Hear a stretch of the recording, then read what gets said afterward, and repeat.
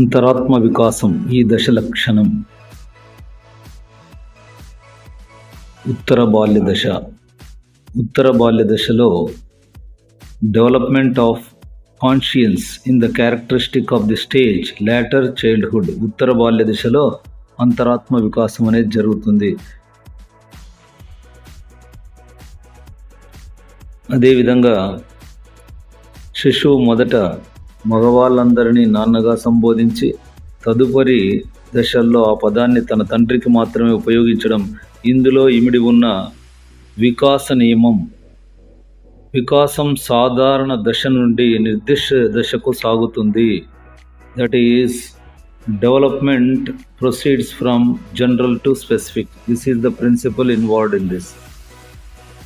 A baby initially calls all men as father, but later used that word only for his own father. The development principle involved in here is development proceeds from general to specific. Then Elizabeth Hurlock ప్రకారం ఈ క్రింది వానిలో సరికానిది వయోజన దశ 13-14 సంవత్సరాల నుంచి 18 సంవత్సరాలు. ఇది కౌమార దశ తప్ప వయోజన దశ ఎలిజబెత్ హర్లాక్ ప్రకారం కాదు. ఉత్తర బాల్య దశ 6 నుండి 10-12 సంవత్సరాల వరకు ఉంటుంది. ఇదే పాఠశాల దశ. అదేవిధంగా యవనారంభ దశ 10-12 నుంచి 13-14 వరకు ఉంటుంది. పూర్వ బాల్య దశ 2 నుంచి 6 సంవత్సరాలు. ఇదే పూర్వ పాఠశాల దశ. ఇవన్నీ సరి అయినవి. సరికానిది ఏది అంటే వయోజన దశ 13-14 నుంచి 18 సంవత్సరాలు కాదు. కాబట్టి ఇది రైట్ ఆన్సర్. అదేవిధంగా మరి ఎరిక్సన్ మానవ సాంఘిక వికాస్ సిద్ధాంతం ప్రకారము 12 నుంచి 20 సంవత్సరాల వయస్సు దశ లక్షణం. ముఖ్యంగా మనోసాంఘిక వికాస దశ వయస్సు 12 నుంచి 20 సంవత్సరాల్లో కౌమార దశ ఉంటుంది. కౌమార దశలో పాత్ర గుర్తింపు, పాత్ర సందిగ్ధం అనేటువంటిది మనో సాంఘిక క్లిష్ట పరిస్థితిగా చెప్పుకోవచ్చు. రైట్. తర్వాత క్రింది వానిలో పూర్వ బాల్య దశకు చెందనిది అంటే ముఠా వయస్సు అనేది ఉత్తర బాల్య దశకు సంబంధించినటువంటిది. కావున ఇది పూర్వ బాల్య దశకు చెందినది కాదు.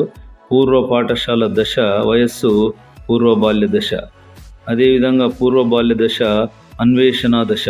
పూర్వ బాల్య దశ ప్రమాద వయస్సు, కానీ ముఠా వయస్సు కాదు.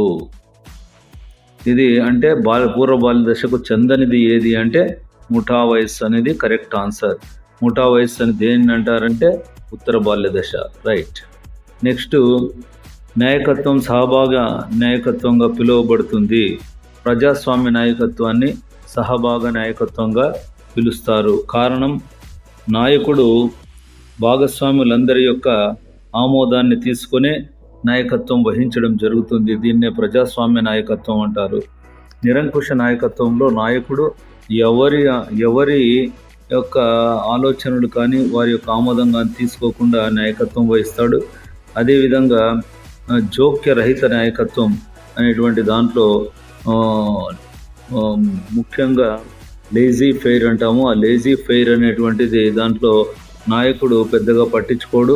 సో భాగస్వాములే ఎక్కువగా పాల్గొంటారు. కాబట్టి దీనికి ఆన్సర్ వచ్చేసి ప్రజాస్వామ్య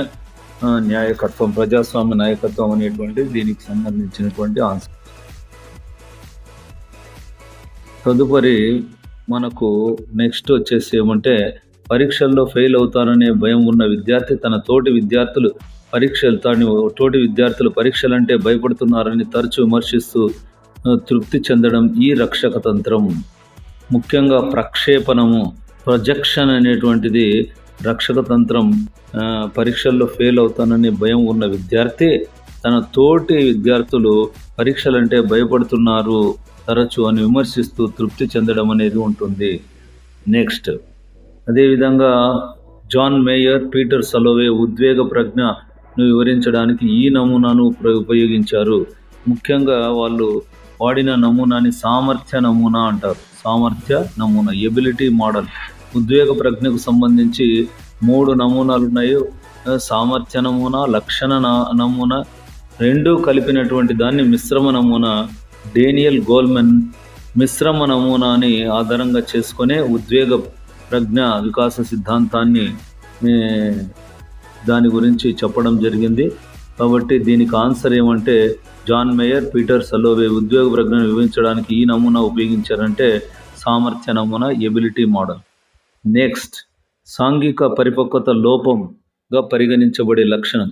సాంఘిక పరిపక్వత లోపంగా పరిగణించబడే లక్షణం వచ్చేసి ఆరోగ్యకరం కాని స్వీయ భావన.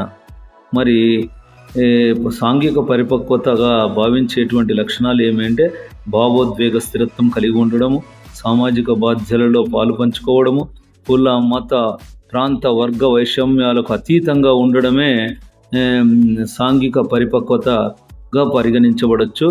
ఆన్సర్ వచ్చేసి దీనికి సాంఘిక పరిపక్వత లోపంగా పరిగణించబడే లక్షణం ఏది అంటే ఆరోగ్యకరం కానీ స్వీయ భావన, unhealthy self concept is the answer.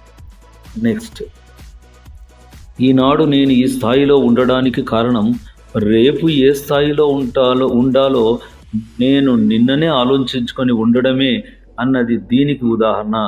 ఇది ముఖ్యంగా సాధన ప్రేరణకు సంబంధించిన అచీవ్మెంట్ మోటివేషన్కి సంబంధించినటువంటిది.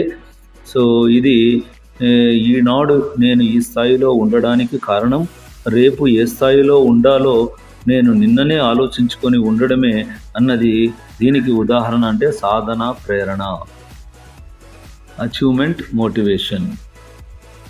నెక్స్ట్, స్మృతి చిహ్నాలు, భావనలు, ఊహా రూపాల ద్వారా జరిగే అంతర్గత సమస్య పరిష్కారమే ఆలోచన. ఆలోచన అనేది స్మృతి చిహ్నాలు, భావనలు, ఊహా రూపాల ద్వారా జరిగే అంతర్గత సమస్య పరిష్కారం. ఇది సృజనాత్మకత కాదు, వైఖరి కాదు, ప్రజ్ఞ కాదు, ఇది ఆలోచన. ఆన్సర్ వచ్చేసి ఆలోచన. అంటే internal solution to a problem through cognitive mental symbol concepts and imaginary form is nothing but called thinking. Thinking is the answer. ఆలోచన అనేటువంటిది ఆన్సర్. నెక్స్ట్, మనోవిజ్ఞాన శాస్త్రవేత్తలు మరియు వారు రచించిన గ్రంథాల జతలలో సరికానిది ఏది? Spearman abilities of man, that is right. E L Thorndike measurement of intelligence, right. E L Thurstone primary mental abilities, right. Vygotsky frames of mind, the theory of multiple intelligence. This is not Vygotsky, this is Howard Gardner. So కాబట్టి Vygotsky అనేది సరికాని జత, గ్రంథాల జత. మనోవిజ్ఞాన శాస్త్రవేత్తలు వారు రచించిన గ్రంథాల జతలో సరికానిది వైగాట్స్కీ, 1వది రైట్ ఆన్సర్. మిగిలిన 3 కరెక్టు. అంటే స్పియర్మ్యాన్ రాసినది గ్రంథము abilities of man, E L Thorndike రచించిన గ్రంథం measurement of intelligence, and E L Thurstone రచించినది ప్రైమరీ మెంటల్ ఎబిలిటీస్. వైగాట్స్కీ రచించినది వేరే ఉంది, దాని పేరు వచ్చేసి thought and language, right. Next, so వీరి ప్రకారం ఉద్వేగాలు సహజాతాల నుండి ఉద్భవిస్తాయి. So according to him, emotions arise from instincts. That is McDougall. McDougall is famous for instincts. కాబట్టి ఆన్సర్ వచ్చేసి ఉద్వేగాలు సహజాతాల నుండి ఉద్భవిస్తాయని చెప్పినది McDougall. నెక్స్ట్, శారీరక సంబంధం కాని శిరోభారము, పక్షపాతము ఏది? హిస్టీరియా. మరొక్కసారి, శారీరక సంబంధం కాని శిరోభారం, పక్షవాతం అనేది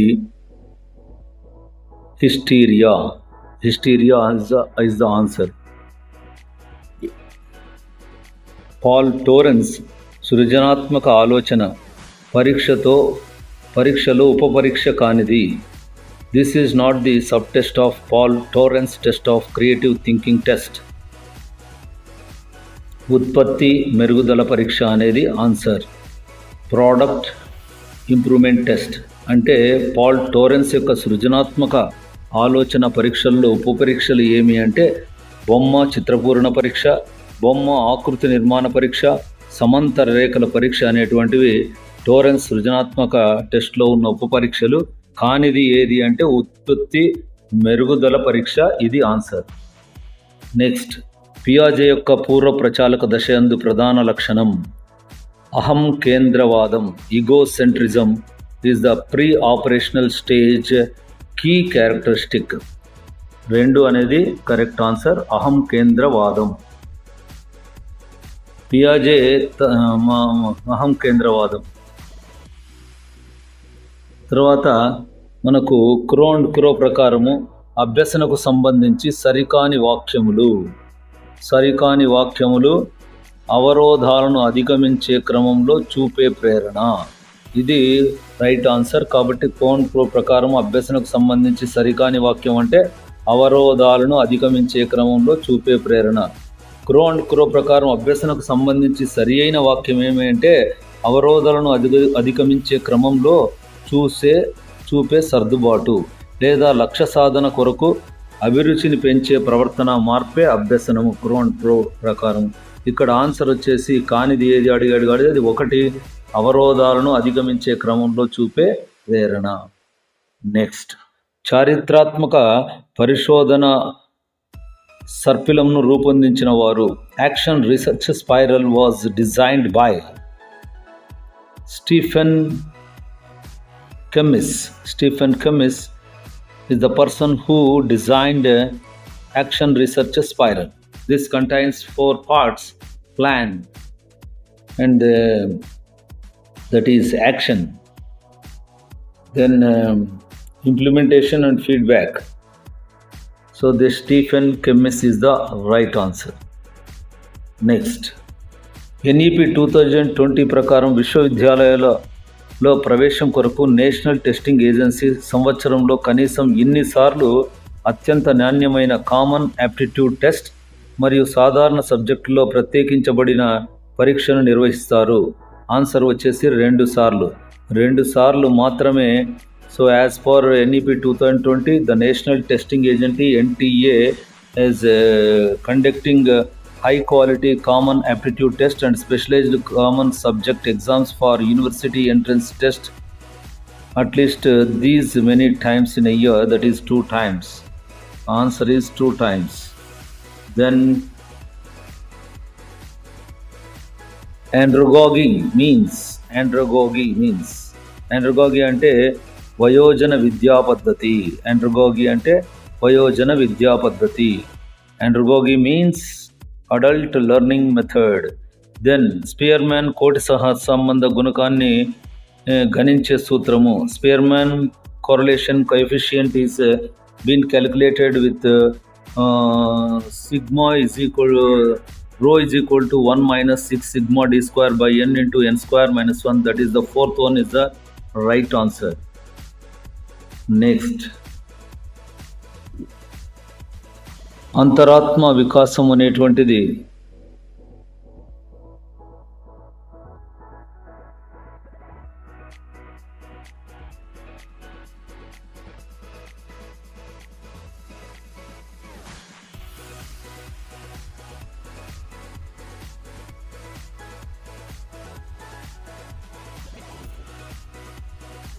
రేఖాపటాలకు సంబంధించి సరైన సమాధానం గుర్తించండి.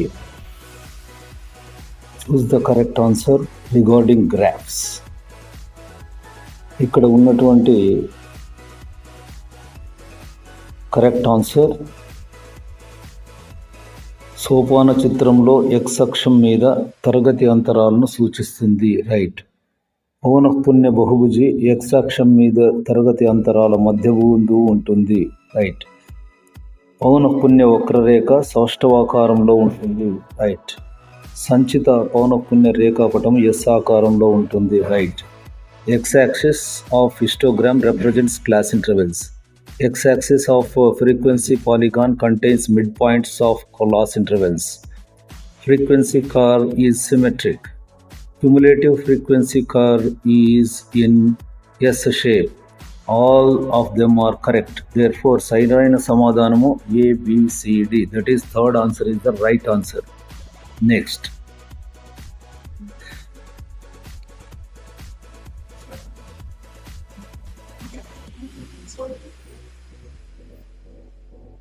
విద్యలో 4 విప్లవాలను గుర్తించినటువంటిది. 4 revolutions in education were identified by Eric Ebbe. Eric Ebbe, he is the first person in 1967. He has been identified 4 revolutions in education. First revolution is handing over the parents to the teacher for teaching. Children are handed over to the teachers for teaching. That is the first revolution. కాబట్టి తల్లిదండ్రులు పిల్లలను గురువులకు అప్పగించడం మొదటి revolution. రెండవ revolution ముఖ్యంగా ఏమి అంటే రిటర్న్ వర్డ్, అంటే పాఠ్యాంశాన్ని చెప్పడానికి రిటర్న్ వర్డ్ ఉపయోగించడం రెండవ రెవల్యూషన్గా చెప్పుకోవచ్చు. మూడవ రెవల్యూషన్ ముద్రణా యంత్రం వల్ల పుస్తకాలు అనేటువంటిది. నాలుగవ రెవల్యూషన్ అనేటువంటిది కంప్యూటర్, రేడియో, టెలివిజన్, వీటిని నాలుగవ రెవల్యూషన్గా గుర్తించాడు Eric Ebbe. So these are the 4 revolutions, విద్యలో 4 విప్లవాలుగా చెప్పవచ్చు. తర్వాత ప్రశ్న, ఫ్లాండర్స్ పరస్పర చర్య విశ్లేషణకు సంబంధించి సరికాని వాక్యము నిశ్శబ్ద గందరగోళం సృష్టించే కోడ్ 5 కాదు, ఇది ఉపన్యాసానికి సంబంధించినది. మూల్యాంకన పద్ధతి కాదు, 3 సెకండ్లకు ఒకసారి పరిశీలించాలి, నమోదు చేయాలి. మాత్రికలో 10 అడ్డు 10 నిలువు వరుసలు ఉంటాయి, ఇవన్నీ కరెక్ట్. సో సరికాని వాక్యం వచ్చేసి that is code represented far quite and confused is 5 is wrong answer. That is the answer for this. Next ప్రశ్న మనకు ఈమెయిల్కు సంబంధించి బీసీసీ అనగా, with regard to email, BCC stands for blind carbon copy. That is the answer, blind carbon copy. BCC means blind carbon copy. ఈ ప్రశ్నను మనం ఇంతకుముందు వీడియోలో already చర్చించడం జరిగింది, ICT బిట్స్లో చూడొచ్చు. అదేవిధంగా choose the correct statement regarding tactic knowledge acquisition. It is easy to define, it is common for all. Walking, running are the best example for this. It is acquired by personal experience. So correct statement is, ఇది వ్యక్తిగత అనుభవం ద్వారా ఆర్జించున్నది. It is acquired by personal experiences. What is that? నిశ్శబ్ద జ్ఞాన సముపార్జనకు సంబంధించి సరి అయిన వాక్యం ఇదే. ఇది వ్యక్తిగత అనుభవం ద్వారా ఆర్జించబడినది, టాక్టిక్ నాలెడ్జ్ అక్విజిషన్. సో తర్వాత ప్రశ్న, తమ గ్రామంలో పాఠశాలను నిర్మించమని గ్రామ ప్రజలు సంబంధిత మండల రెవెన్యూ అధికారికి విన్నపం చేసుకోవడం అనేది ఈ రకమైన సమాచార ప్రసారం, ఊర్ధ్వముఖ సమాచార ప్రసారం. కింది వాళ్ళు పైకి ఇవ్వడం అనేటువంటిది ఊర్ధ్వముఖ సమాచార ప్రసారం. That is called upward communication. This is the right answer. గ్రామంలో ఉన్న ప్రజలు పాఠశాల నిర్మించమని మండల రెవెన్యూ అధికారికి విన్నపం చేసుకోవడం అనేది ఊర్ధ్వముఖ సమాచార ప్రసారం. నెక్స్ట్, మ్యాథమెటిక్స్ కార్యక్రమం అయితే అభ్యసనం లక్షణం కానిది అనేది గమనించినట్లయితే మనకు పాఠ్యాంశ చట్ర పరిమాణంపై పరిమితి ఉంటుంది. ఇది సరికానిది, పాఠ్యాంశ చట్ర పరిమాణంపై పరిమితి ఉండదు. కావున పునర్భరణ సిద్ధాంతం ఆధారంగా రూపొందించారు మ్యాథ్స్ కార్యక్రమిత అభ్యసన అంశాలను క్రమబద్ధీకరించిన శృంఖలం మాదిరిగా ఏర్పాటు చేశారు. ఇందులో తిరోగామి గొలుసు పద్ధతి వినియోగించరు. ఈ 3 కరెక్ట్ ఆన్సర్స్. సరికానిటువంటి లక్షణం, అభ్యసన లక్షణం, మ్యాథమెటిక్స్ కార్యక్రమంతో అభ్యసన లక్ష్యం కానిది అంశం ఏది అంటే పాఠ్యాంశ చట్ర పరిమాణంపై పరిమితి ఉంటుంది.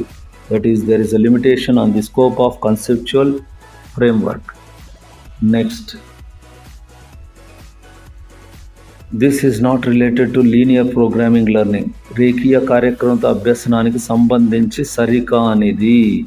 సరికానిది బీసీలు అనగా అభ్యాసకులు రుణావేశ పునర్భరణం పొందుతారు.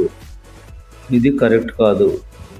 తర్వాత క్లిష్టమైన పాఠ్యాంశాలను ఈ పద్ధతిలో బోధించడం చాలా సులభం. ఇది కూడా కాదు. కాబట్టి సరికానివి బీసీలు. బీసీ అనేటువంటిది 2లో ఉంది కాబట్టి 2 అనేది కరెక్ట్ ఆన్సర్. ఇంకా మరి కార్యకృతం అభ్యసనానికి సంబంధించి సరి అయినవి ఏమి అంటే ఇది విద్యార్థుల అభ్యసన సామర్థ్యానికి అనుగుణంగా ఉంటుంది. దీనినే స్కిన్నర్ పద్ధతి అని కూడా అంటారు. నెక్స్ట్, ఈ క్రింది వాటిలో మిథ్యా తరగతి గది సాధనాలను గుర్తించండి. Identify virtual classroom tools from the following, that is Pear Deck, Padlet, TED box, ThingLink. So all the four are the tools for virtual classroom. That is 4 is the right answer. So thank you for watching the 2025 TET 2A model paper answers and విశ్లేషణకు అందరికీ keep watching for further TET updates. This is my physical science. Thank you.